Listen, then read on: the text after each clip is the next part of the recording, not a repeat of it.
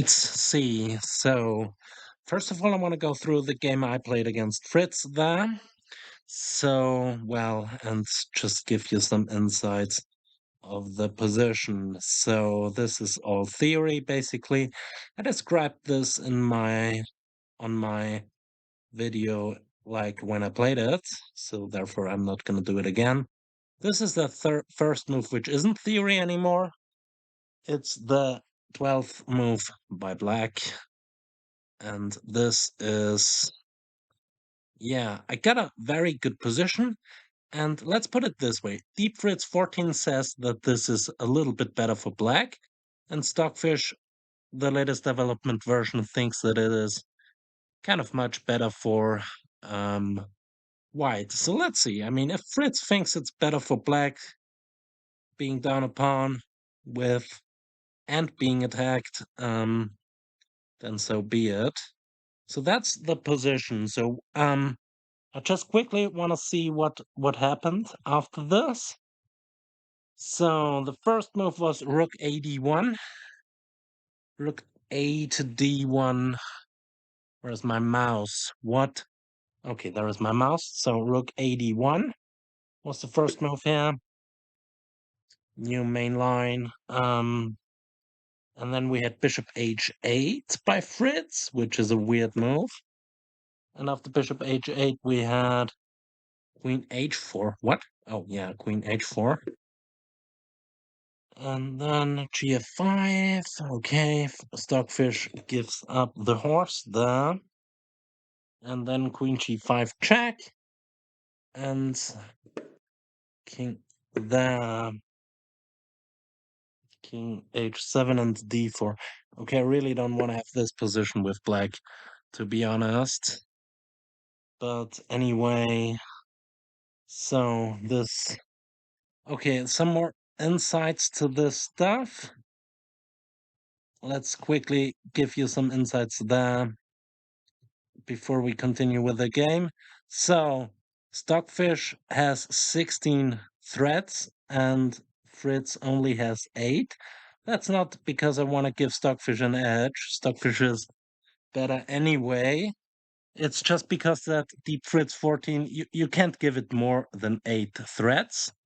And it doesn't make any, well, it makes some difference. This notebook has 8 cores with 16 threads. That means it has 8 cores and 8 virtual cores. I will describe this later, what that means. But anyway, let's go from there. And so what was the move here played? Knight CE7 after D4. Okay, and now we continue to follow the game. Let's see E7, defending the pawn there. Well, that looks like a very bad position for Fritz. And now Fritz also sees it as better for white. But okay, he is still up some sort of stuff. What is that crap? No, ASIP product. I don't anyway, what on earth? Okay. So what's the move? Okay. Taking on E5. So let's see. Let's see. If queen takes no, queen takes E5 doesn't do anything because the rook takes the queen. So let's go with the bishop. What's the continuation there? Hmm. I kind of want to give up the rook for the knight, but I don't think it's that great. You can't take with the knight or the bishop, but if rook takes, I don't see a follow-up. Uh, okay, bishop takes. Well, actually, you can't go rook takes because queen takes still covers G7, so that ain't working. What about knight H4 here? Not sure. What is Fritz thinking in this position? Well, that's a little bit confusing. Fritz isn't white, so I'm gonna put this on that side and Stockfish on that side. That's the right thing now. That's now the right thing. Sorry for the confusion. So let's see. Deep Fritz versus Stockfish, the latest development version, and Fritz is thinking here with the move rook g8. You kind of rook g8. But what's the thing? Okay, you don't take this. You don't take this. So you play rook g8. Okay, that's a fine move here. That's a fine move, hitting the queen. But what on earth? Queen there. Queen h4. So now you have like a mate threat, right? There is no rook coming in. So what's the problem? Okay, this is also the game continuation. Ah, that's the idea. So that after the bishop moves, the king has the square over there. That's a nice defensive idea from Deep Fritz. Still, if Stockfish isn't winning this, he's down a piece. But this bishop is a monster. This bishop is a monster. The queen is a monster. Oh, both rooks are monsters. So only thing which is not that great is the knight on g3. What is Stockfish doing with that? Going to e1 to this square is not an idea. Taking this at a certain moment. Maybe f5 is some sort of idea to strengthen this. But then you take, hit the queen, so that's not what you want. Well, actually, you can take. The bishop is still covering the pawn, so therefore, maybe f4. What is Stockfish think? Knight takes f5. Okay, let's quickly go through this. I mean, knight f5. Let's see. Knight f5. Okay, if you take, well, but if you don't take, well, if you take, let's go through this. Let's say bishop takes, and queen takes, and king takes bishop. What's the problem here? I mean, you kind of have this idea to go over here, but it's still not made, so it's another piece sacrifice there. Knight f5. Now he thinks about bishop f5, which is the same kind of thing. Move 26. Let's just see. Okay, we kind of, let's see. Let's see what's the idea here and why. Oh my god, that's a lot of calculation here. +2 approximately. Stockfish gives it as winning for white. So, well, that's a nice attacking idea game. I wanted to, so knight f5. Okay, I don't really understand those moves, but that's to be expected. I mean, this thing is like 2,000 rating points higher than I am, at least on this notebook, because it's a very good notebook. You will see the stats and benchmarks of the notebook on my blog on chess.com later on, if you're interested in. Okay, we have this move, so let's quickly continue this. So let's say knight takes. Okay, we have a check and takes, king takes. That's not helping. Kind of have to take, and now, I don't know. Well, you kind of have this check, which is, well, it's not a piece sacrifice, actually. It's kind of nice, this whole stuff. So let's see, you don't want to go there, so let's just go here. So now you can decide either taking the bishop or the horse. Well, I would decide for the bishop because it's the bishop. So now the horse is hanging, so let's say the horse moves back. Hitting the queen. Well, I mean, still, black is up a piece there, but it has 4 pawns versus 1, 2, 3, 4, 5, 6, 7. So 3 pawns for a piece, that's like enough. Okay, let's quickly go back. So knight takes, bishop takes. What? I mean, I would play bishop c1 here.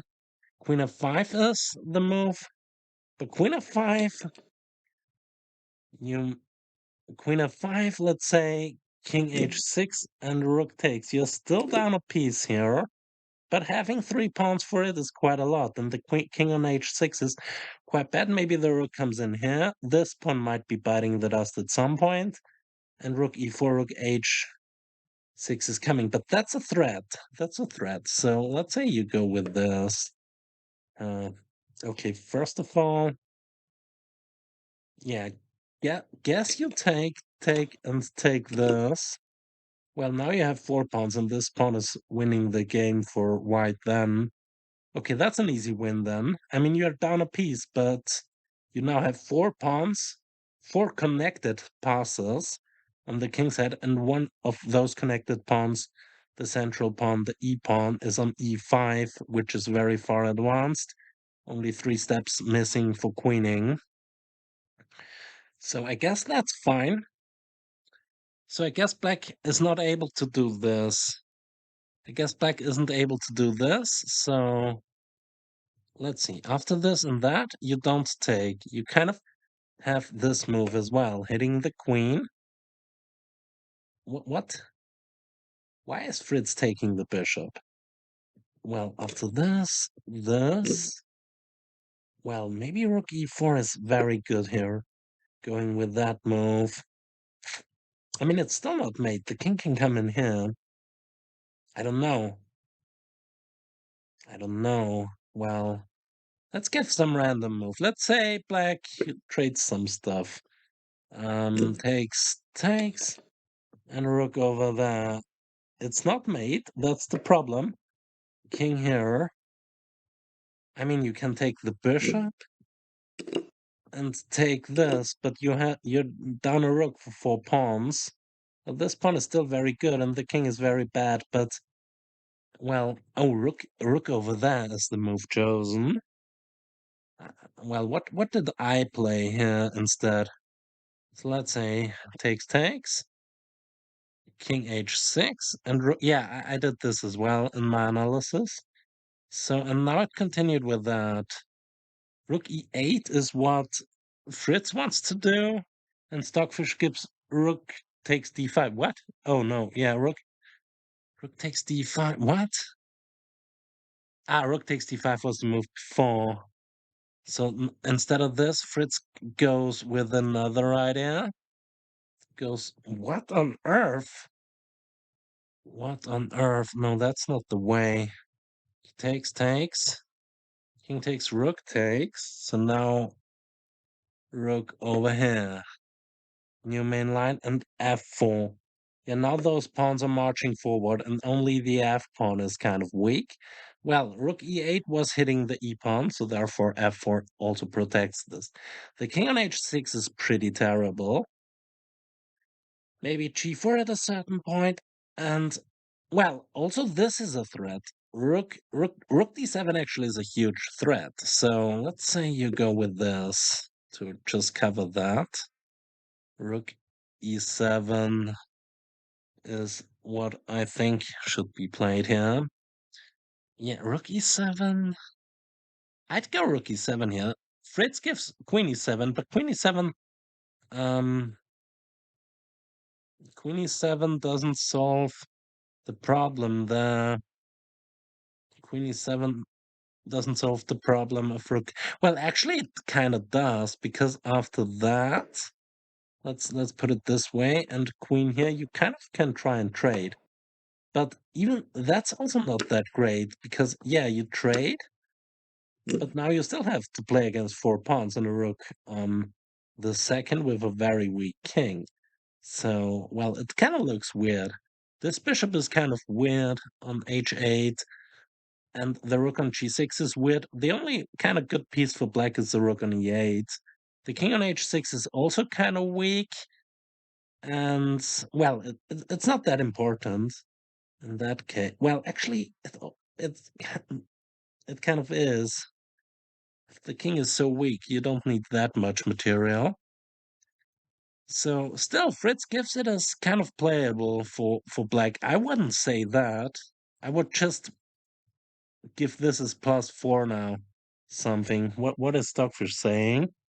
+2. Okay, it's not that bad for black.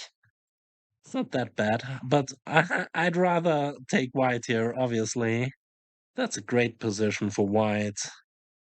This you see there. And Stockfish is also ahead on the clock.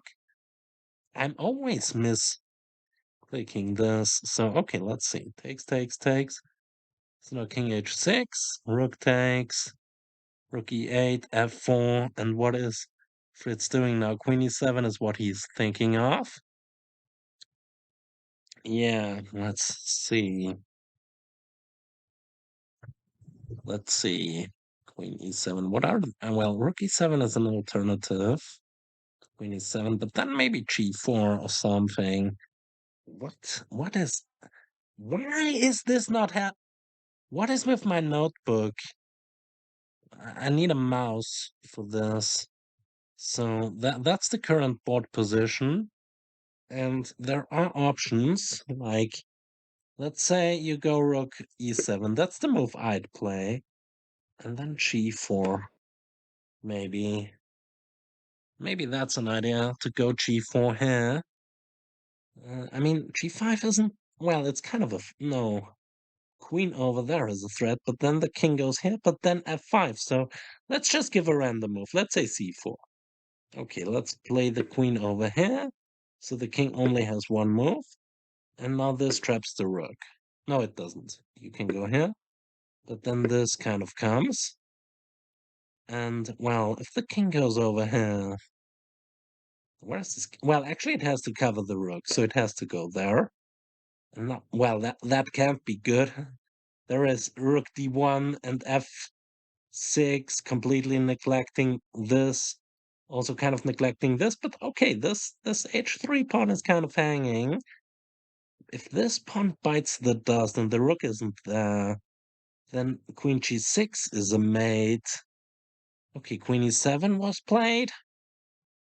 Yeah, I mean, that's a bad position. I mean, you can also go like with the push of the h pawn as well. There are many options in that position.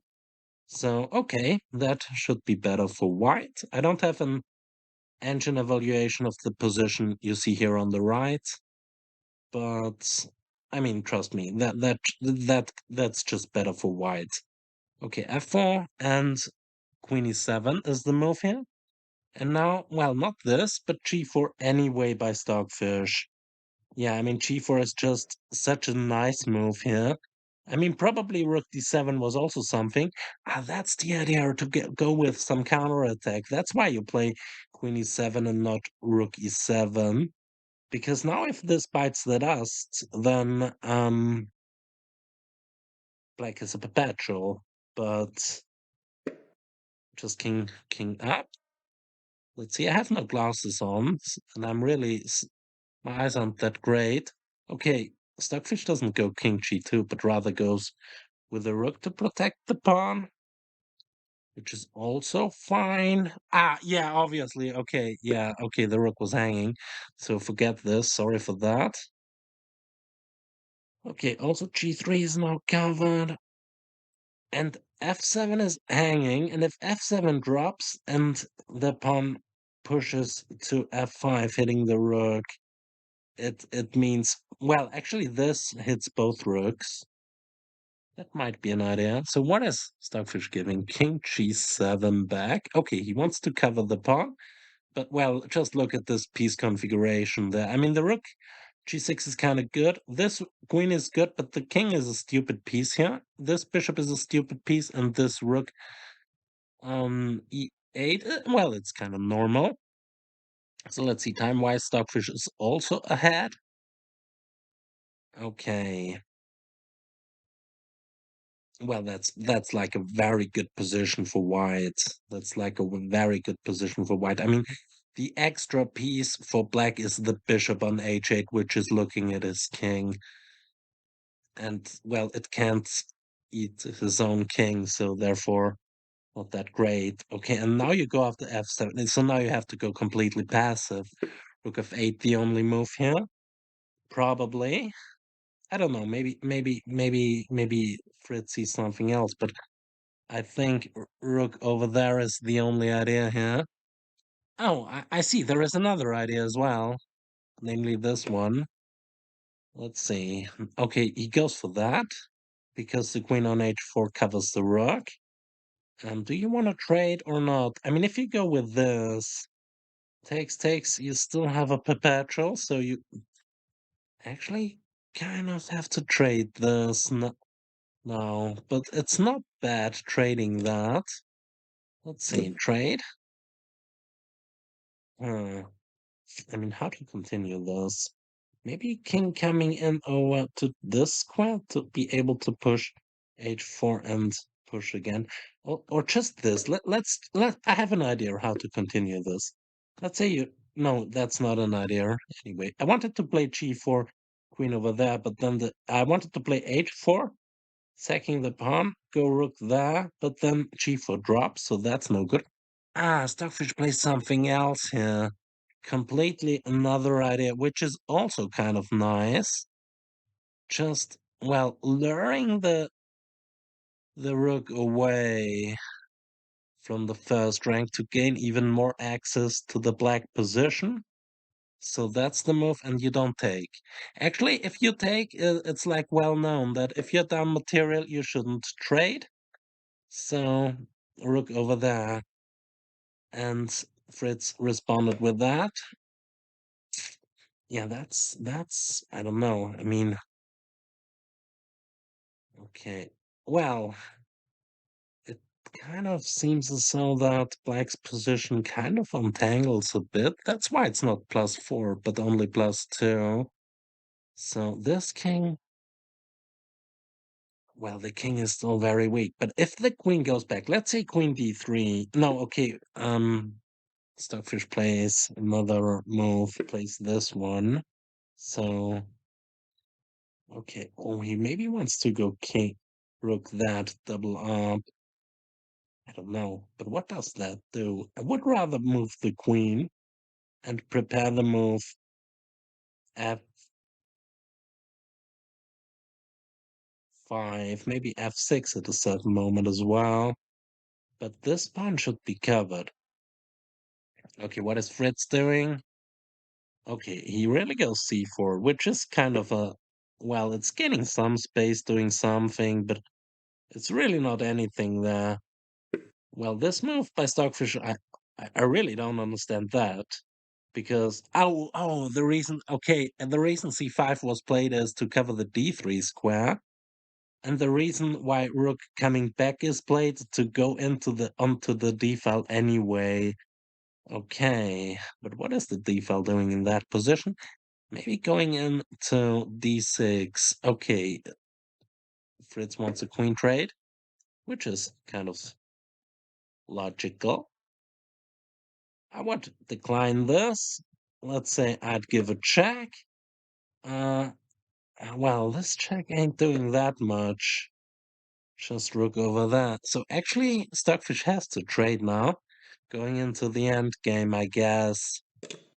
Going into the end game. And now this is dropping that. So still that's, oh, but those 4 pawns versus this one. 3 pawns for the piece, but this bishop is now not that bad anymore.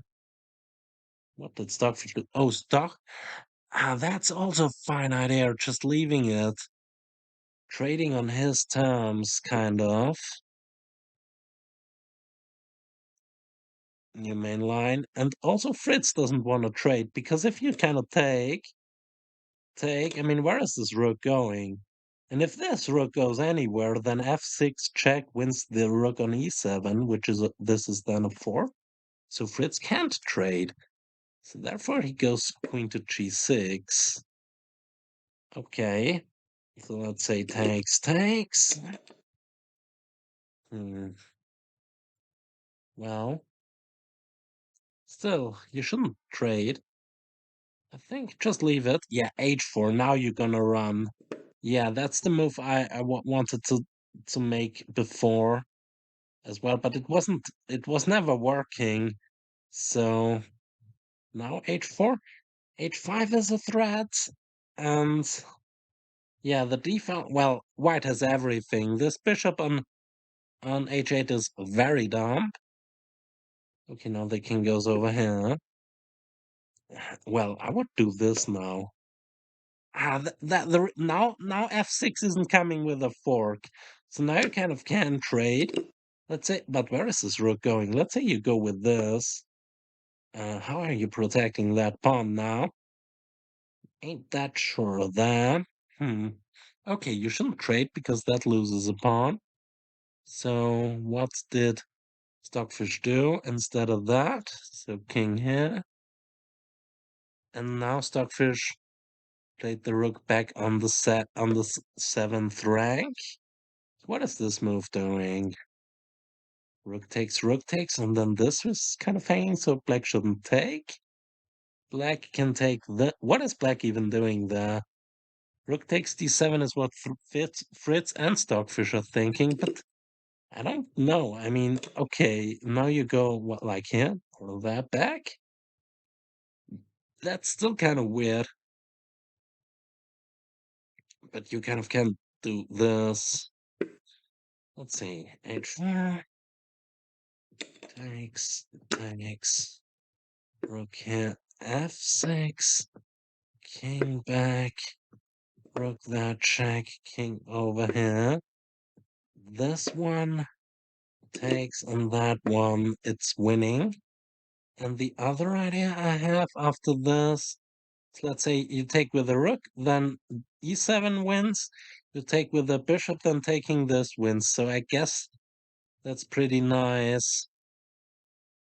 Yeah, that's pretty nice. Let's just show you this. I mean, if you take with the bishop, your main line, then you take this and you kind of can't prevent that. But it's still a rook endgame versus one extra pawn. I don't think that's so good. I mean, only white can win this, but it's not the way you should do that, I think. But okay, let's see. That's the current board position. I'd go h4 here. After...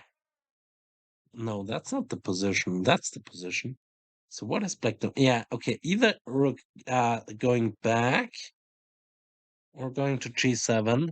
Bishop takes e5 desperation is what Fritz thinks. And rook g8 is what Stockfish thinks. Move 40, but it doesn't matter. Bishop e5, yeah, that's just complete desperation. +2 and Stockfish, yeah, that's +5 now. Okay, wow, that's over. That's over. I mean, Bishop e5 is kind of a nonsense move. It's really kind of a nonsense move.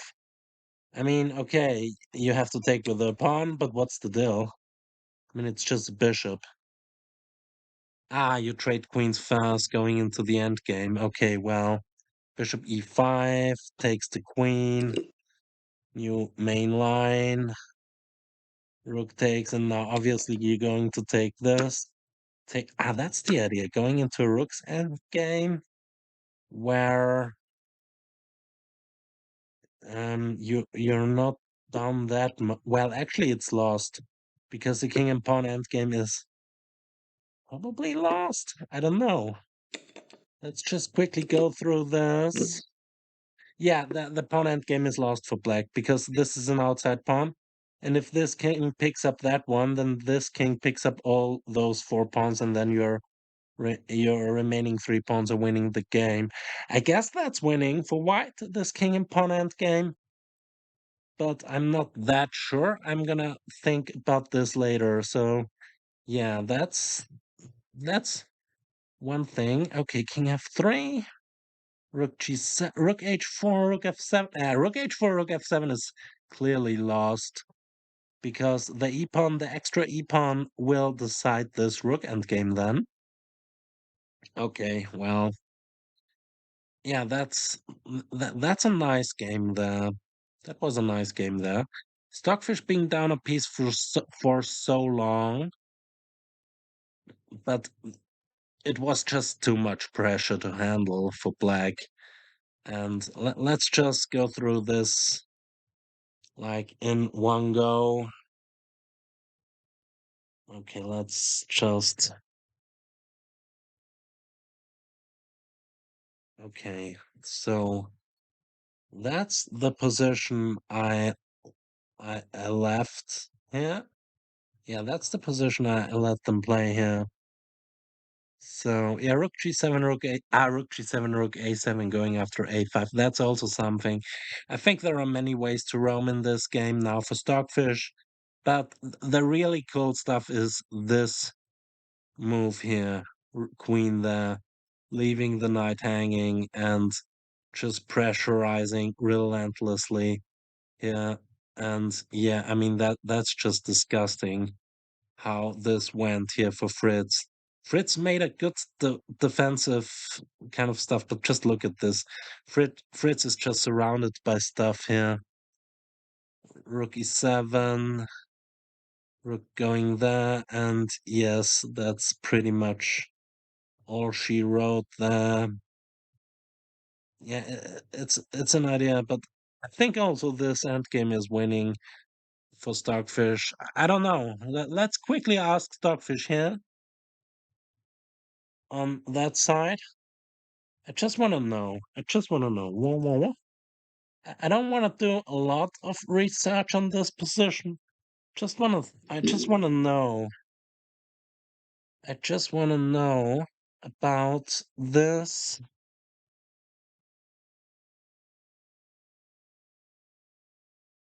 because I don't want to analyze the current game anymore because I think it's kind of winning in all ways.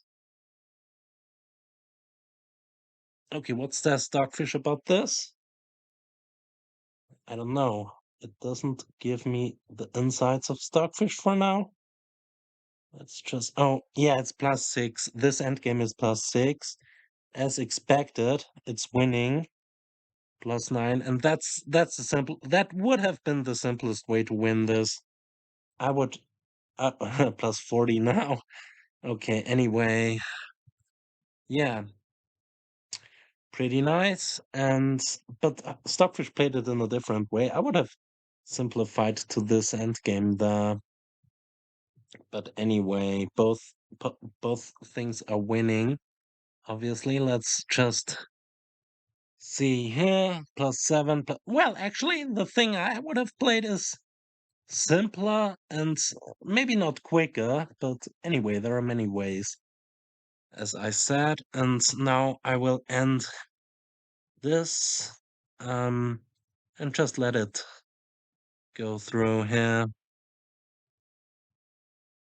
What on earth?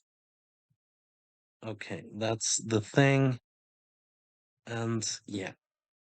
So I'll make a short break. See you later.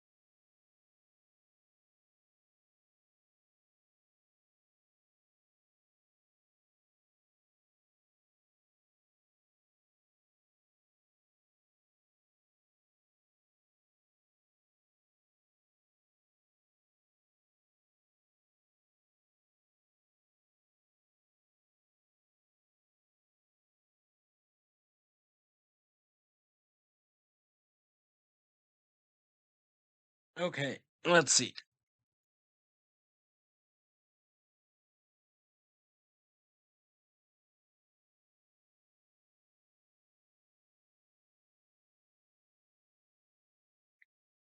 Okay, I guess Stockfish will win this. And I will end the video now because there is nothing to be analyzed anymore here. It's just completely winning for white. And yeah. So I will show you the end in the analysis video later. And see you later. Ciao. So let's go. This is the analysis of this game, where I have led Stockfish development from the 25th of May 2023, playing against DeepFritz14. Yeah, and the position I gave them was basically in the Rui Lopez Morphus defense. I wasn't. I don't know what this opening is called in this specific stuff here, but according to chess.com, this is the Rui Lopez opening Morphet defense closed Pilnik variation, and here is the first new move in that game, at least according to my database, and it's bishop to e6, which is not the best, obviously, as you see here. Rook e8 and other move, and yeah, there is also another move like knight c6 back, and those are the moves which are usually played. And there is one such sample game with rook e8. It was played between Sprenger, I don't know who that is, with a rating of 2513, against Zajic with a rating of 2486. So international masters, probably, maybe grandmasters, I don't know. And after rook e8, the position is more or less equal. After bishop e6, like here, white has an edge, but DeepFritz14 prefers this instead of rook e8. Anyway, rook e8, and here it should continue with either d4 or like a4 or stuff. But here we had knight f1, which is also playable. And yeah, as you see, the knight goes to g3, and you go d4 for two reasons. First is to gain some central control, and the other thing is to open up that light square bishop. And now bishop d7. And yeah, this is how this game went. And yeah, it's a bit better for white all the time, but nothing special. Yeah, this is, well, it's kind of even, this doubling on the a file. Black has a fine position as well, and after some moves here, well, the game probably continued. Now a takes b3, and a lot of stuff is going to be exchanged there on the a file, and yeah, in the end it was a draw. Here you see the from Stockfish the evaluation, so it evens out. Obviously you have to take on b3 because otherwise you're just down material, so therefore anyway the position here is equal. But DeepFritz14 played bishop e6 against me, and yeah, let's just go through this game I played against him and then go through till a certain point, and then continue with the game it played against Stockfish with the black pieces, like here Fritz is black. And yeah, so game continued this way, position more or less equal, and I played those standard Rui Lopez ideas. Queen g4 is also what I played. He went knight c6, which is not that great according to Lila Chess and Stockfish. Bishop f8 should have been played here. After queen g4, king h8, and this stuff here, the position should be kind of even. Oh, not kind of even. Probably white is still a bit better, but after knight c6, white really gets something after queen g4, because now g6 is losing a pawn, and this is not even the best way to deal with this. Bishop b3 was even smarter, or knight takes h6, but anyway, this is also fine. And after bishop f6, which is a good move, just centralizing the rooks. Just look at the harmonious position of white. Black is, well, it's not a bad position for black by any means. Also very harmoniously placed pieces and stuff. But black is down a pawn after all. But now Fritz, and yeah, now DeepFritz14 on my new notebook made a, well, kind of overlooked the next move by Stockfish, which is kind of, how should I put it, sensible. A lot of people would overlook this move. So Fritz played bishop h8, and now there is one very strong move and one strong move. Maybe there are even more good moves. Let's just quickly go through it.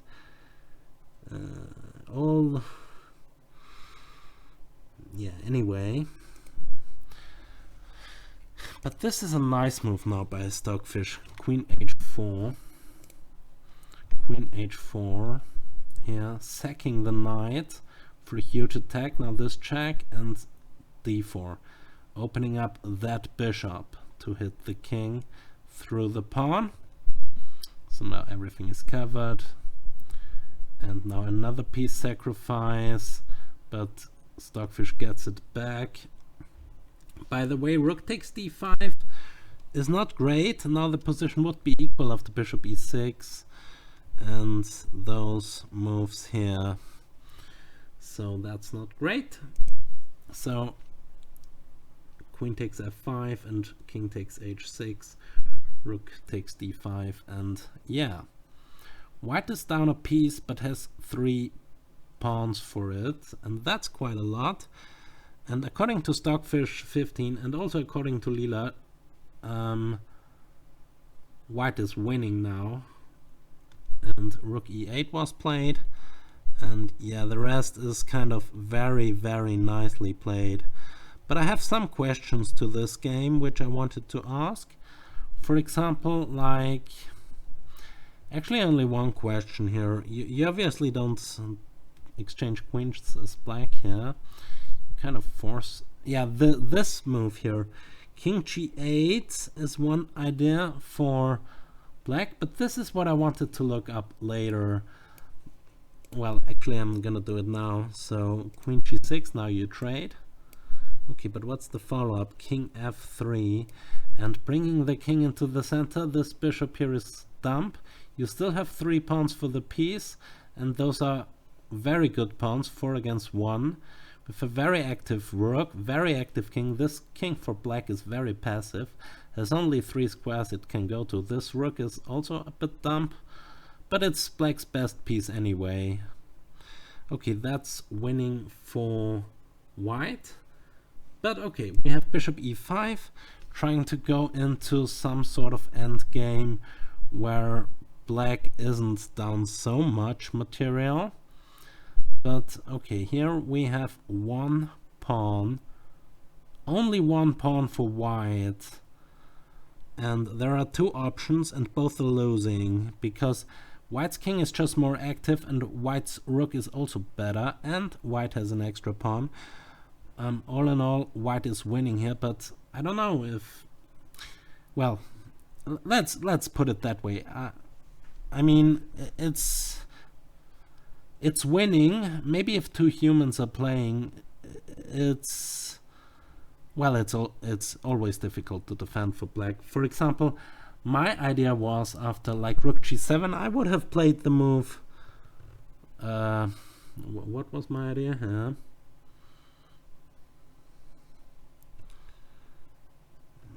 I don't know. Well, how did I went into this end game? Well, after rook h6, yeah, e6 is equal, because if king g6, then e6. What's the thing with e6? What is the move now?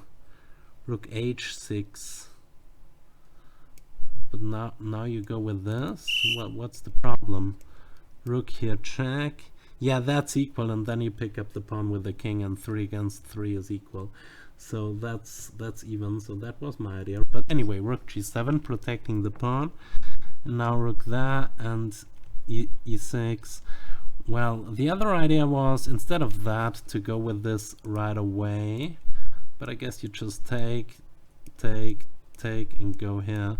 Yeah, that's winning. That's obviously winning for white. This is how I went into this endgame. Now I remember. Okay, obviously this is winning because this outside pawn is luring the king away, and by the time this king takes this one pawn, this king for white takes 1, 2, 3, and maybe even 4 pawns. So this is completely lost. So I would have gone e6 right away, because simplifying into a completely winning endgame is the human way to do it. But rook a7 is also fine, and now going e6, same sort of stuff. And yeah, the rest is like, well, technique, as they say. And yeah, it's completely busted now. And yeah, 3 pawns against none. Black just shuffling the rook around and resigning here, because yeah, whatever. This is hopeless for black. Anyway, yeah, thanks for watching, and see you later. Ciao.